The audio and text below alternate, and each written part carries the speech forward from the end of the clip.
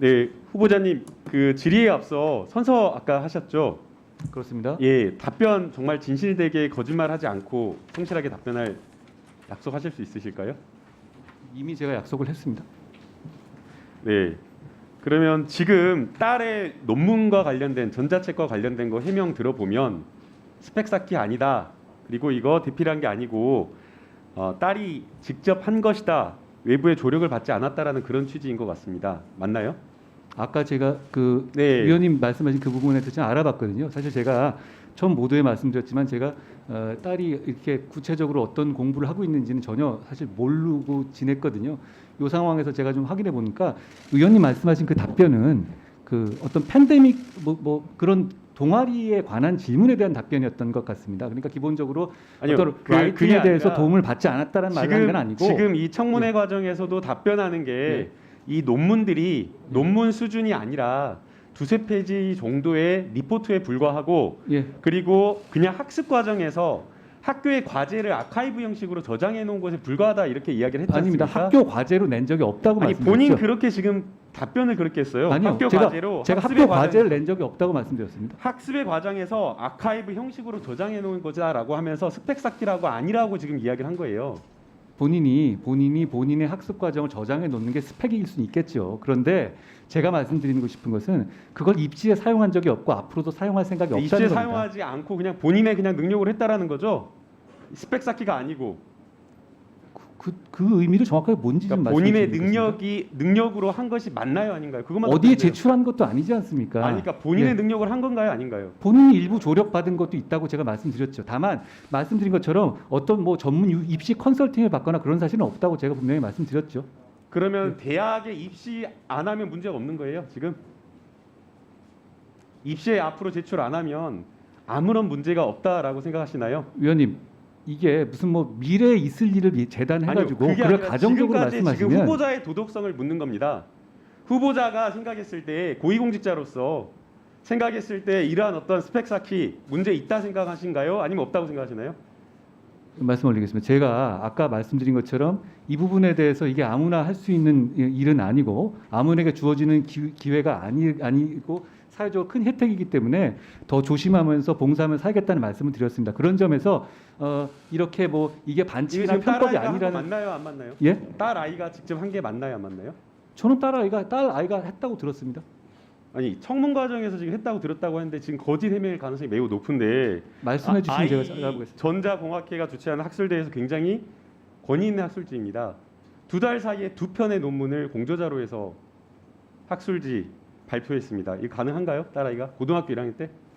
작년 12월입니다. 제가 그 논문이라는 걸 어제 한번 봤거든요. 그거 그렇게 수준 높은 얘기 아닙니다. 그 영어로 썼을 뿐이지 그리고 IEE라는 곳이 그렇게 문턱이 높은 자, 곳은 아닙니다. 계속해서 수준 높은 논문이 아니다라고 이야기를 예. 하는데요. 공학 논문이기 때문에 실험과 관련된 여러 가지 논문이기 때문에 원래 5페이지에서 6페이지 이렇게 짧은 논문이 나온 겁니다.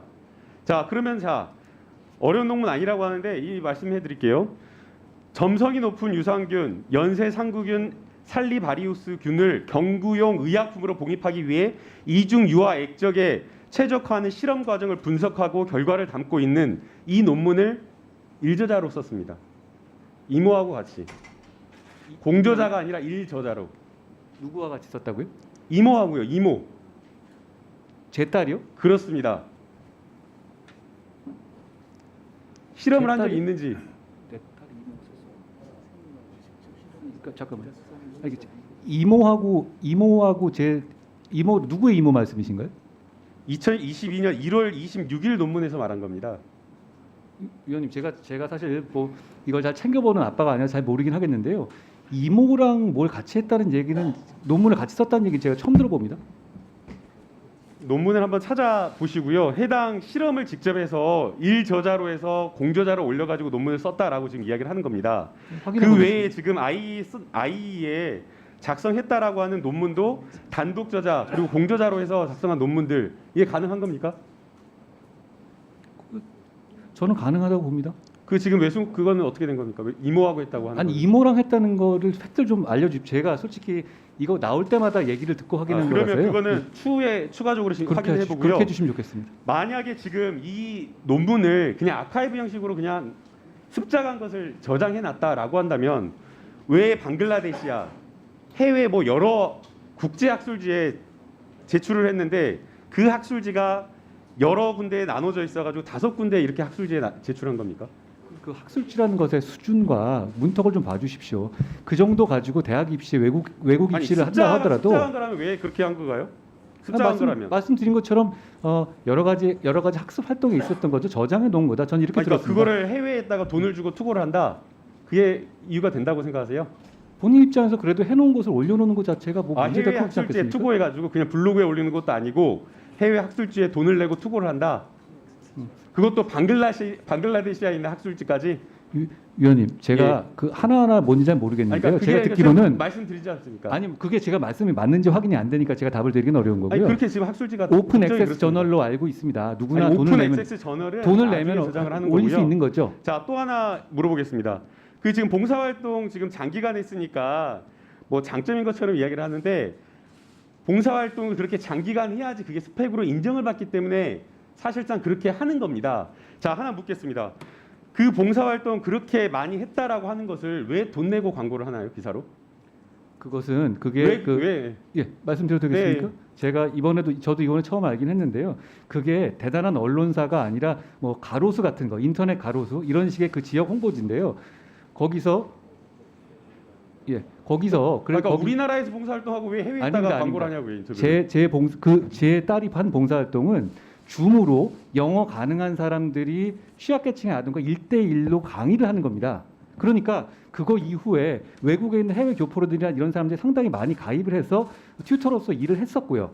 그게 뭐가 이상하다는 건지 잘 모르겠습니다. 그리고 그 부분에 대해서 그게 무슨 대단한 유수의 언론에 낸 것도 아니기 때문에 그거 가지고 나중에 무슨 스펙을 쓸 수 있는 문제도 아닙니다. 그리고 그 몇 년에 걸쳐서 실제로 봉사를 했고요. 최근에 어떤 보도 있었지만 지금 광주나 어떤 충청도에 있는 봉사센터에서는 이거 굉장히 잘한 봉사다라고 그 센터에 있는 분께서 일부러 인터뷰를 최근에도 하신 걸로 알고 있습니다. 그러니까 단순하게 이게 뭐 봉사가 아니고 스펙 쌓기일 뿐이다라고 폄하하는 것은 조금 제가 그건 수긍하기는 어렵습니다. 아니, 한국에서 봉사활동 일부만 더 주십시오. 네. 한국에서 봉사활동을 하고 미국 지역 매체에 돈을 주고 광고하고 홍보를 한다라고 하는 것은 납득하기가 어렵고요. 그 다음에 봉사활동을 아까 이런 것들을 장려해야 된다라고 말씀을 하셨는데 봉사활동 이런 것들을 장려한다라고 한다면 저희가 국회에서 자료 요청을 한 자료, 봉사활동을 한 시간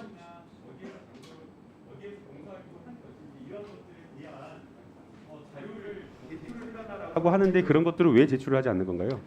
그 외국에서 아까 말씀 다시 한번 반복드립니다만 외국에서 있는 교포들이나 이런 분들이 이 홍보 내용을 보고 실제로 많이 이 봉사에 그 튜터로서 가입을 해주셨습니다. 그런 목적을 한 것이니까 그게 그 줌으로 하는 강의이기 때문에 교사들이 꼭 한국에 있는 사람들만 있는 게 아닙니다. 그렇기 때문에 그 부분에 대해서는 뭐 외국에다 왜 냈냐 이런 네, 부분이 제가 마지막으로 한 충분히 가지 더 설명되는 문제 여쭙겠습니다. 같습니다. 네, 그 게리티 원칙에 대해서의 후보자 아신가요? 예? 게리티 원칙에 대해서 그게 본인에게 그 징계를 이유로 징계를 통해서 겁주어서 진술을 이끌어냈을 때 그 진술이 증거 능력이 없다는 원칙이죠. 아니요, 그렇지 않고요. 피의자의 헌법상 권리가 보장되어 있고 그것이 피의자의 진술을 거부하는 권리가 법 집행관의 지지에서 대기하는 것과 충돌할 때 개인이 가지고 있는 권리와 충돌할 때 그 권리를 충돌하는 대기하는 권리로서 정당화할 수 있다라는 겁니다. 예컨대 지금 한동훈 후보자가 자기의 헌법상 진술을 거부할 권리를 통해서 법 집행을 강행했다라고 한다면 국민이 그 법 집행관에 대한 신뢰를 할 수가 없기 때문에 이것을 이유로 직무에서 배제하는 것을 정당화할 수 있다, 징계할 수 있다라는 것을 정당화할 수 있다라고 하는 것이 게리티 원칙입니다. 저 게러트 룰은 그게 아니라 제가 말씀드린 게 맞습니다. 그게 그 보도가 잘못 인용한 거예요. 한겨레 보도가 게러트 룰을 잘못 인용한 것이거든요. 게러트 룰이 아니 그건 이미 있는 룰이고요. 아니 미국에서 그럼 예를 들어서 징계로 겁줘가지고 증거를 진술을 이끌어내거나 예를 들어서 진술 안 한다고 저 공직자를 잘라두든가 아니 그런 룰이 있을 리가 있겠습니까? 자, 정리해 주시죠.